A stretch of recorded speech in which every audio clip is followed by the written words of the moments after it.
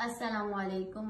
दानिश जुए बीवी ज़ैनब सलाम अलैहा की जानिब से आप सबको मौलाए कायनात की शहादत का पुरसा पेश करते हैं।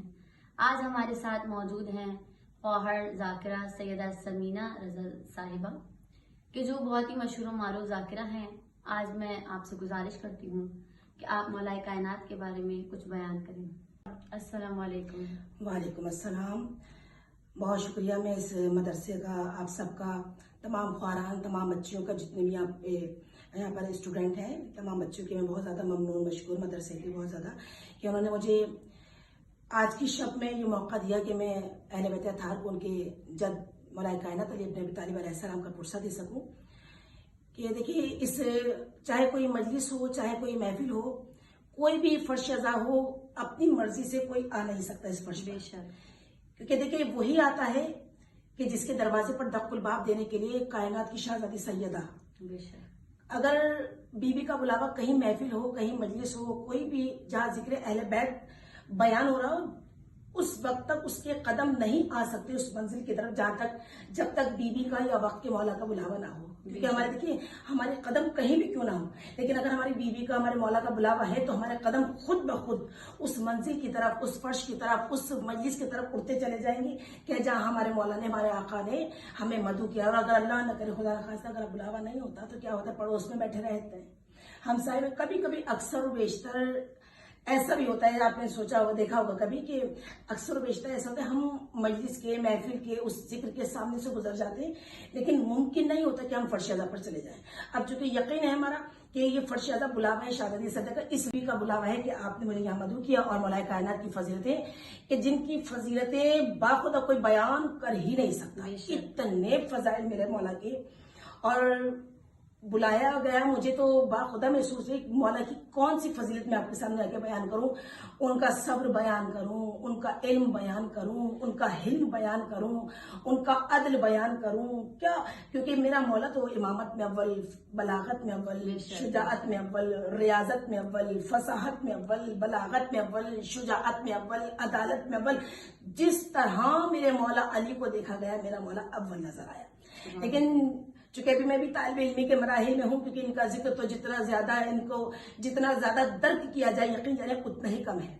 लेकिन चूंकि कुरान ने मदद की, हमारी इस कुरान मुबीन से हमने मदद ली कि परवरदिगार आलम ने कुरान मुबीन की सूरह आयतुल कुर्सी में फरमाया कि बिस्मिल्लाहिर्रहमानिर्रहीम, अल्लाहु वलियुल लज़ीना आमनू युखरिजुहुम मिनज़ ज़ुलुमाति इलन नूर, कि अल्लाह वली है साहिब ईमान का, और जो इन्हें नूर के जुल्मत की तरफ से, अंधेरों से निकालकर नूर की तरफ ले आता है। तो देखिए, यहाँ जुल्मत को छोड़ दिए, क्योंकि यहाँ जुल्मत इतना ज्यादा अंधेरा है कि इनका नाम लेना भी हमारे दामन वक्त में गुंजाइश नहीं। ना तो दामन वक्त में गुंजाइश है, और ना मेरे दिल है कि इस आज की शब उन जुल्मतों का जो है वो, उन अंधेरों का जो है वो मैं तस्करा करूं। क्योंकि उनके लिए सबसे बड़ा तबर्रा तो यही है कि कुरान ने उन्हें जुल्मत कहकर पुकारा, लेकिन जिस रोशनी की तरफ परवरदिगार हमें और आपको लेकर जा रहा है, वो ऐसा नाम है कि देखिए, हमारी और आपकी जिंदगियां तंग भी पड़ जाए और कम भी पड़ जाए, लेकिन उस नाम की अजमतें और बुलंदियां इतनी हैं कि बयान नहीं हो सकती। तो अब परवरदिगार आलम हमें जिस नूर से जोड़ना चाह रहा है, तो ये बात तय है कि देखिए, जिस नूर से हमें रब्बे कायनात जोड़ना चाह रहा है ना, वो नूर, वो रोशनी, वो उजाला कोई और नहीं, फकत जाते अली इब्न अबी तालिब। बेशक। तो जाते अली इब्न अबी तालिब, उसी जात से, उसी नूर से हमें और आपको परवरदिगार आलम जोड़े रखना चाहता है। तो अब देखिए, ये बात तय है कि जहां बुलंदियां होंगी, जहां अजमतें होंगी, जहां फजीलतें होंगी, वहां सदारत होगी। तो सिर्फ फकत और फकत मेरे और आपके मौलाए कायनात अली इब्न अबी तालिब अलैहिस्सलाम की हो सके। अली इब्न अबी तालिब पर गौर करो, अली पर, अली का जिक्र किया जाए, वो इतना जिक्र किया जाए कि देखिए, क्योंकि आपको मालूम है कि जो अली का जिक्र करता है, सुनता है, समझता है, वो बुलंद होता चला जाता है। इसलिए मैं यही कोशिश करती हूँ कि कोई भी मजलिस हो, कोई भी महफिल हो, अली का जिक्र इतना करूँ, क्योंकि मुझे यकीन है जब मैं अली का जिक्र करूंगी ना अपने मौला का, तो जब मैं अली का जिक्र करूंगी तो मैं खुद भी बुलंद होती चली जाऊंगी। क्योंकि बहुत प्यारी मिसाल दी हमारे एक आलिम ने, कहते कि वो अगर कोई 2 घंटे बुला بیچنے والے کی دکان پر اگر بیٹھ جائے تو اس کے جسم سے اس کے بدن سے 6 گھنٹے تک گلاب کی خوشبو آتی ہے. تو اگر سوچیں ہم اگر دن میں 1 گھنٹہ اپنے مولا کائنات جو کائنات کا امیر تھا اگر ہم 1 گھنٹہ اس مولا کے فضائل بیان کریں تو ہمارے 24 گھنٹے علی علی کرتے ہیں.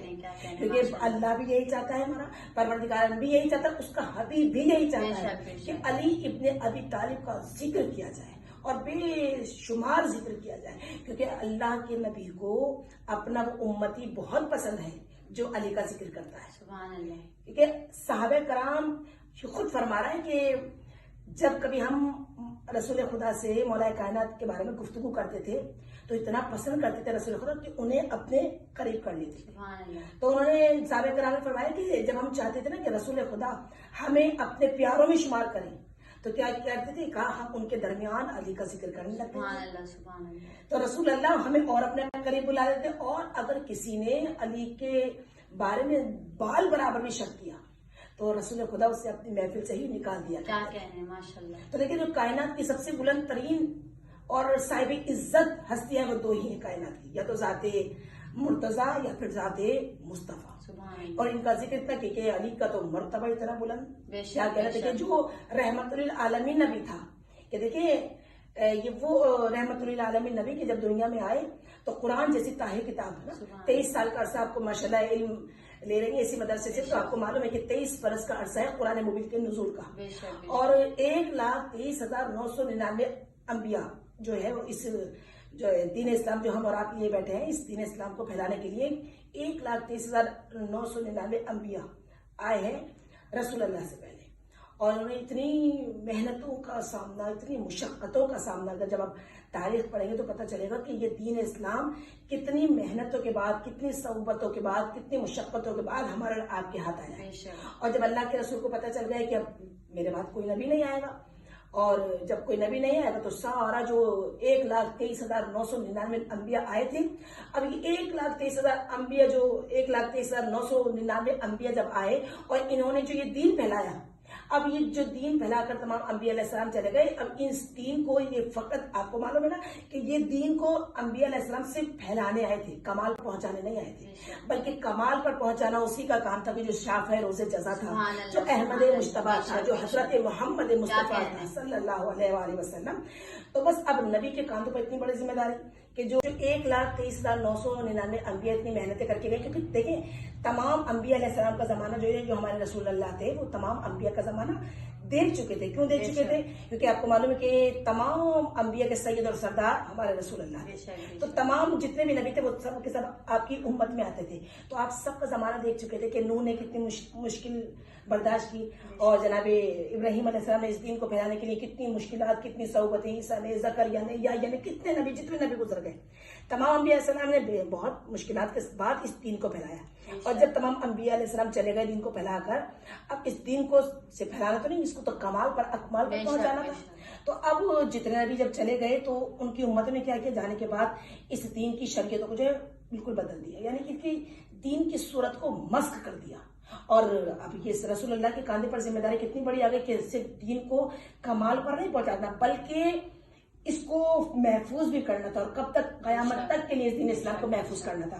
اب جیسی اتنی بڑی ذمہ داری آئی تو بے شک دیکھیے اتنی بڑی ذمہ داری کہ 1,23,999 انبیاء کی جو ہے وہ محنتوں کو اللہ نہ رائے گا نہ جائے, ان کو سنبھالے رکھنا اتنی بڑی ذمہ داری جیسی کاندھوں پر ہے. ہاتھوں کو بلند کیا دعا کے لیے, کہا پروردگارا, یہ دیکھیں کیا دعا کر رہا ہے رسول خدا, یہ دیکھیے جو علم بن کر آیا, علم لے کر نہیں, جو علم بن کر آیا تھا, اس نے جب دعا کی نا اس کی دعا میں ذرہ برابر کمی نہیں تھی.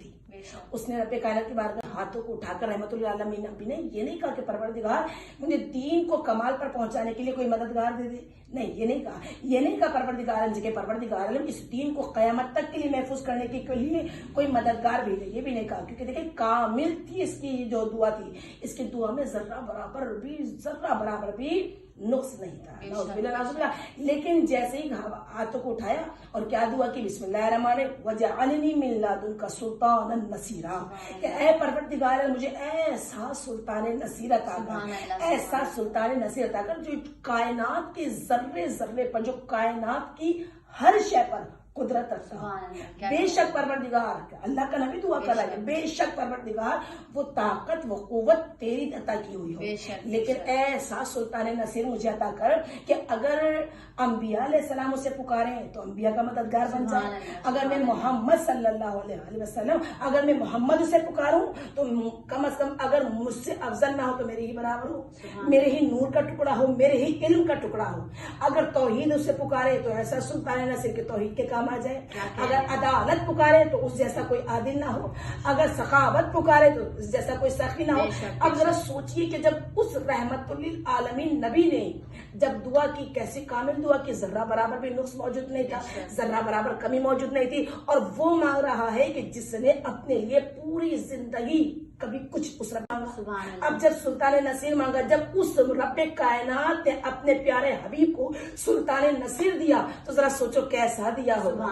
ایسا دیا، ایسا سلطان نصیر دیا کہ 1,23,999 انبیاء جب دنیا سے گئے نا دین پھیلا کر، کوئی اپنی کامیابی کا اعلان نہیں کر کے گیا. جو بھی نبی گئے، ہر نبی جاتے ہوئے کہہ گئے کہ حق رہ گیا پروردگار تیری ابدیت کا. جو مشن رب کائنات کی طرف سے لے کر آئے اس میں کمی رہ گئی. ہر نبی نے جاتے ہوئے کسی نے اپنی کامیابی کا اعلان نہیں کیا. دیکھیے یہ مت سمجھے گا کہ یہ ہماری اور آپ کی بات نہیں، یہ جو قسمتوں کی جو درجے پر فائز ہے نا ان کی بات ہو رہی ہے. ہر نبی کہہ کر گیا کمی رہ گئی پروردگار زندگی اور ملتی اور مہلت ملتی تو تیری حق ابدیت ایسے ادا کرتے کہ جیسا کرنے کا حق تھا. ہر نبی نے کہا کمی رہ گئی، کسی نے کامیابی کا اعلان نہیں کیا، بس کسی منزل پر لے کر آنا چاہ رہی تھی کہ لیکن دیکھیں جہاں انبیاء کہہ رہے ہیں کہ حق ادا نہیں کر سکے، لیکن 19ویں رمضان کی سحر ایک صدا جو حالت سجدہ میں بلند ہوئی اس نے کائنات کو ہلا دیا. کہا سجدے میں رہ کر کہا فزت برب کعبہ، کہ رب کعبہ کی قسم علی کامیاب ہو گیا. جزاک اللہ، ماشاءاللہ، مولا سلامت رکھے، کوئی غم نہ دے سوائے غم شبیر کے. الہی آمین. اور ہم آپ کے بہت شکر گزار ہیں کہ آپ اتنی مصروف تھیں پھر بھی ہمارے لیے قیمتی وقت نکالا اور مدرسے کی جانب سے آپ کے لیے چھوٹا سا تحفہ نظر کرم کرتے ہیں. جزاک اللہ، جزاک اللہ. یہ آپ کے لیے بہت شکریہ آپ سب کا، جزاک اللہ. جتنے بھی مدرسے کی بچیاں خواہران بچے میرے سامنے بیٹھی ہوئی ہیں، میں دعا گو ہوں. ایک تو سب سے پہلے ممنون اور مشکور کہ آپ لوگوں نے مجھے یہاں بلایا، تمام مدرسے کی بچیوں نے، اور پھر دعا ہے کہ میری تہہ دل سے کہ پروردگار آپ سب کو، اس مدرسے کی جتنی بچیاں بیٹھی ہیں سب کو پروردگار بہترین کامیابی اور کامرانی عطا کریں. اور بارے تم آپ سب کو کوئی غم نہ دے سوائے اہل بیت کے غم کے، کیونکہ ہم حسین کے چاہنے والوں کے لیے، اہل بیت کے ماننے والوں کے لیے حسین ابن علی کا غم، اہل بیت کا غم بہت بڑا غم ہے. جزاک اللہ خیر.